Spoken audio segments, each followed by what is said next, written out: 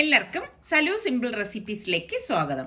ഞാനിവിടെ കുറച്ച് ബ്രൊക്കോളിയും മഷ്റൂമും വാഷ് ചെയ്ത് കട്ട് ചെയ്ത് എടുത്ത് വെച്ചിട്ടുണ്ട്. പിന്നെ പാനിലേക്ക് നമുക്ക് ഒരു 3 ടേബിൾ സ്പൂൺ ബട്ടർ ഇട്ട ശേഷം ഒരു ചെറിയ സവാളയും ഒരു 8-10 വെളുത്തുള്ളിയും കൂടി ചെറുതായിട്ട് അരിഞ്ഞതും കൂടി ഇട്ടിട്ടൊന്ന് വഴറ്റി കൊടുക്കണം. സൂപ്പ് ഉണ്ടാക്കുമ്പം എപ്പോഴും ആ ടേസ്റ്റ് മുന്തി നിൽക്കുന്നത് ബട്ടറിലും വെളുത്തുള്ളിയിലുമാണ് കേട്ടോ. ഇതുപോലെ ഒന്ന് ഇളക്കിയ ശേഷം നമുക്ക് ഈ നമ്മൾ കട്ട് ചെയ്ത് വെച്ചിരിക്കുന്ന കൂണില്ലേ, മഷ്റൂമും ബ്രൊക്കോളിയും കൂടി ചേർത്തിട്ടല്ലേ ഞാൻ ഇത് തയ്യാറാക്കണത്. അപ്പൊ അത് രണ്ടും കൂടി ഇതിലേക്ക് ഇട്ട് കൊടുക്കാം. അപ്പൊ ഇത് കുട്ടികൾക്കൊക്കെ എന്തായാലും ഇഷ്ടപ്പെടുന്ന ഒരു അടിപൊളി സൂപ്പ് തന്നെ ആയിരിക്കും കേട്ടോ.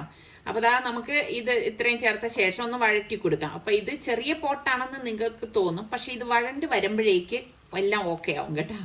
അപ്പൊ ഇതുപോലെ വഴറ്റി എടുക്കുമ്പോഴേക്ക് അതങ്ങ് ചെറുതായിട്ട് അതങ്ങ് കുറച്ച് പകുതിയാകും.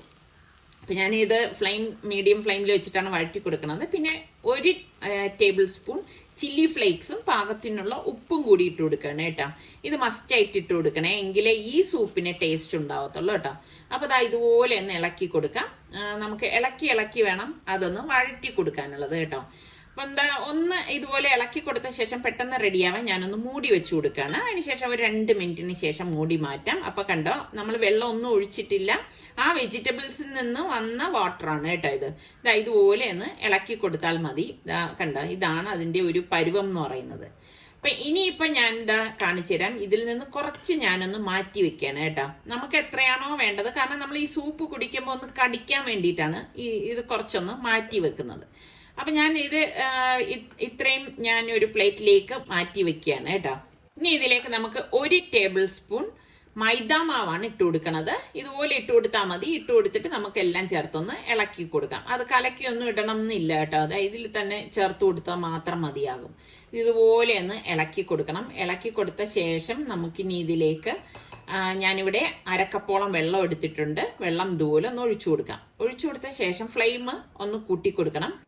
അപ്പൊ ഇതുപോലെ തന്നെ ഗ്യാസ് ഓൺ ചെയ്ത് വെച്ചിരിക്കുകയാണ്. നമുക്ക് ഇത് സ്റ്റീലിന്റെ ആയതുകൊണ്ട് പ്രശ്നമൊന്നുമില്ല. ഇതുപോലെ ഒന്ന് ബ്ലെൻഡായി കിട്ടും. അപ്പൊ അതൊന്ന് ഉടഞ്ഞു വരണത് വരെ നമുക്കൊന്ന് ബ്ലെൻഡ് ചെയ്ത് കൊടുക്കാം. അപ്പൊ ഇത് എല്ലാം ഉടഞ്ഞു പോകാതിരിക്കാനാണ് ഞാൻ കുറച്ച് ആദ്യം ഒന്ന് എടുത്ത് മാറ്റി വെച്ചത്. വേറെ ഇതിൽ നമ്മൾ ആർട്ടിഫിഷ്യലായിട്ട് വേറെ ഒന്നും ചേർക്കുന്നില്ല കേട്ടോ. അപ്പൊ മൈദാമാവ് നിങ്ങൾക്ക് ഓപ്ഷണൽ ആണ്, വേണമെങ്കിൽ ചേർത്താൽ മതി, അല്ലെങ്കിലും പ്രശ്നമൊന്നുമില്ല. നല്ല ഹെൽത്തി ആയിട്ടുള്ള സൂപ്പ് തന്നെയാണ് കേട്ടോ. എന്നിട്ട് നമുക്ക് ഇതുപോലെ ഒന്ന് ഇളക്കി കൊടുക്കാം. ഇളക്കി കൊടുത്ത ശേഷം ലാസ്റ്റ് ഞാൻ മാറ്റി വെച്ചിരിക്കുന്ന വെജിറ്റബിൾസ് ഇല്ലേ, അത് ഫുള്ളായിട്ട് നമുക്ക് ഇതിലേക്ക് ഇട്ട് കൊടുക്കാം.